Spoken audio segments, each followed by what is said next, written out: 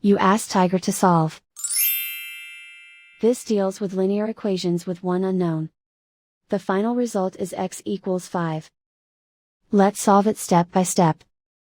Group all x terms on the left side of the equation.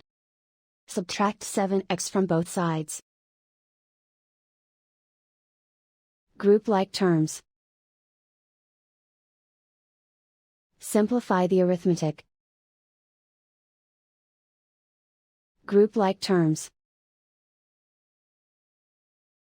Simplify the arithmetic.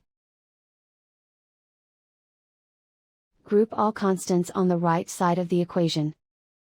Add 4 to both sides. Simplify the arithmetic.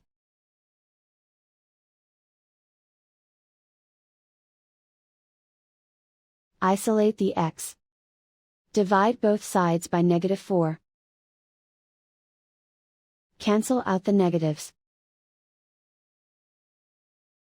Simplify the fraction.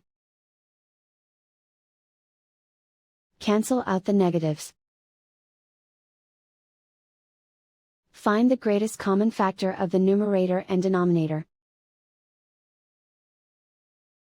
Factor out and cancel the greatest common factor.